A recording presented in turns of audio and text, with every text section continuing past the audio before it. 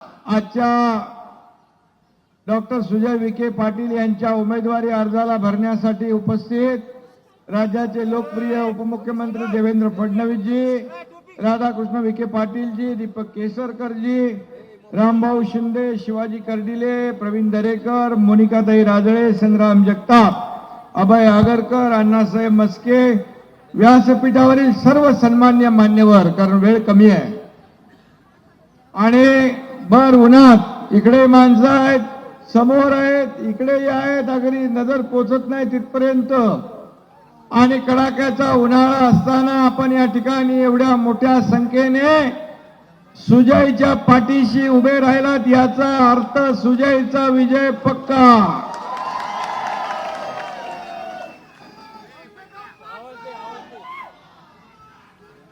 आणि म्हणून आज सुजय विखे एक तरुण युवा नेता म्हणून या ठिकाणी काम करतोय. लोकसभेमध्ये देखील ते अनेक प्रश्नांना त्यानं वाचा फोडलेली आहे.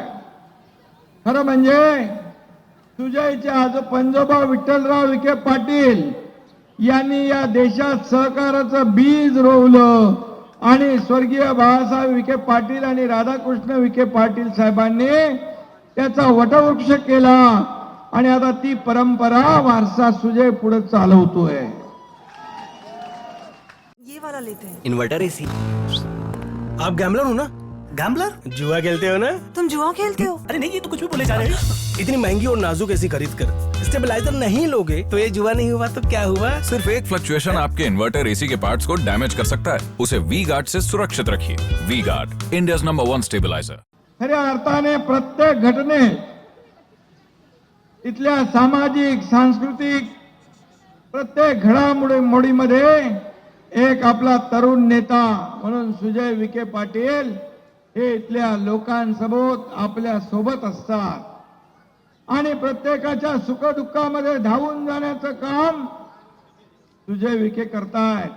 आणि म्हणून सुजय याला इथल्या सर्व भागाची जाण आहे, तरुणांच्या प्रश्नाची जाण आहे, त्याच्या कामाचा झपाटा ते आपण पाहिलाय. लोकसभेत मगाशी म्हटल्याप्रमाणे या मतदारसंघातले किंबहुना राज्यातले प्रश्न देखील ते हिरिरीने मांडतात आणि मतदार देखील सुशिक्षित आणि सुसंस्कृत उमेदवाराच्या पाठीशी उभं राहतात. हा देखील इथला इतिहास आहे. आणि म्हणून सुजय याच्या नावातच जय आहे, त्यामुळे त्याचा पराजय होणं अशक्य आहे. आणि म्हणून त्यांचा लीड वाढवायचा आहे, आपल्याला एवढंच काम करायचं आहे. आणि म्हणून आणि विरोधकांच्या लंकेचं दहन करायचं आहे. हे बरोबर लक्षात ठेवा. हे महाविकास आघाडी रावण रूपी लंकेचं दहन कोणी केलं? हनुमानजीने. उद्या हनुमान जयंती आहे आणि एक संकल्प करा. मोदी गॅरंटीवर लोकांचा विश्वास आहे. सगळ्या गॅरंटी फेल झाल्यात. एकच गॅरंटी चालली, ती म्हणजे कुठली? मोदी गॅरंटी. आणि म्हणून पुन्हा प्रधानमंत्री त्यांना करण्याची गॅरंटी तुम्ही आम्ही सगळ्या देशवासियांनी घेतली आहे ना.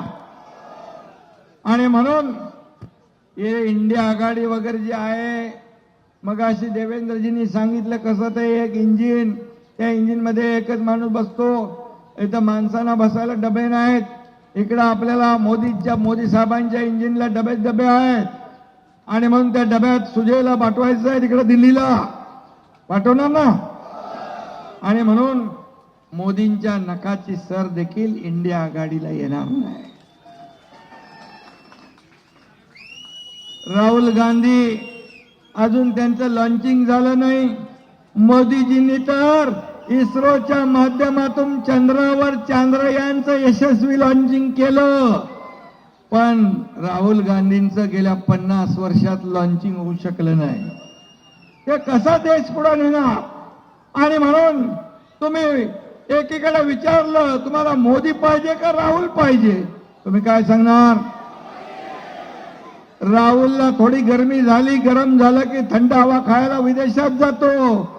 मग उन्हा तानामध्ये 24 तास काम करणारे आपले प्रधानमंत्री पाहिजे का थंड हवा खायला जाणार राहुल पाहिजे? आणि म्हणून राहुल गांधी स्वप्नात सुद्धा कोणी विचार केला तरी सुद्धा कधी या देशाचे प्रधानमंत्री होऊ शकत नाहीत.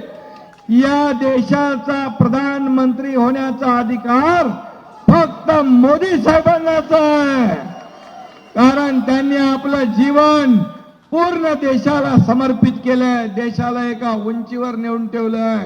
आणि म्हणून मगाशी सर्व योजना देवेंद्रजींनी सांगितलेल्या आहेत. आणि म्हणून कुणालाही विचारलं, दूध पिता बच्चा भी बोलेगा फिर एक मोदी, फिर एक बार मोदी सरकार, अब की बार, अरे अब की बार 400 पार ना, अब की बार 400 पार आणि फिर एक बार, आणि फिर एक तीसरी बार तुझे. आणि म्हणून नो लंके ओनली विखे पाहिजे ना. अरे असं ड्रामा करून निवडून येत नाहीत लोक, त्याला काम करावं लागतं, काम.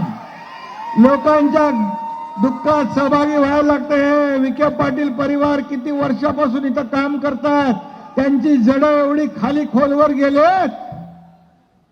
महाविकास आघाडीचं वरून कोण आला तरी ते उकडू शकत नाही.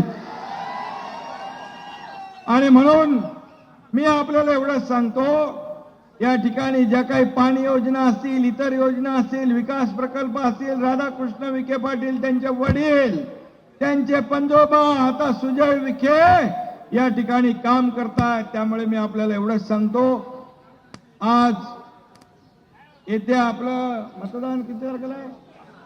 13 मेला आपलं सुजयचं मतदान आहे.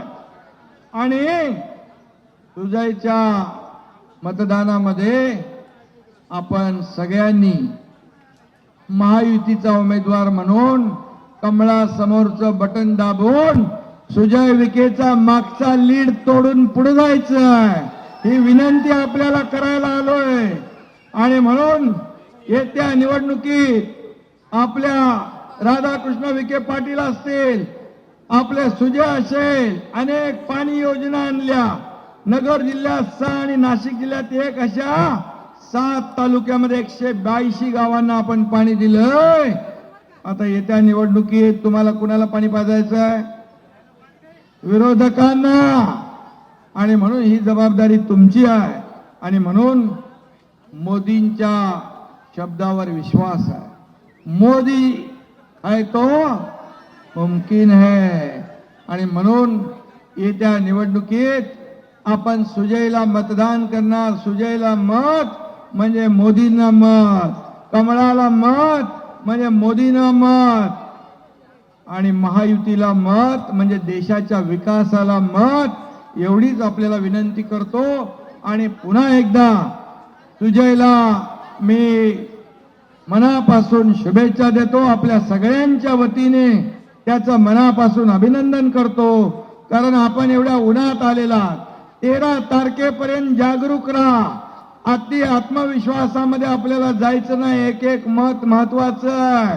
आपले पै पाहुणे, सगळे सोयरे, नातेवाईक, दोस्त मंडळी सगळ्यांना इकडं सांगायचं आहे की सुजय विखेची निशाणी कमळ, कमळाचं बटन दाबा आणि सुजयला दिल्लीला पाठवा.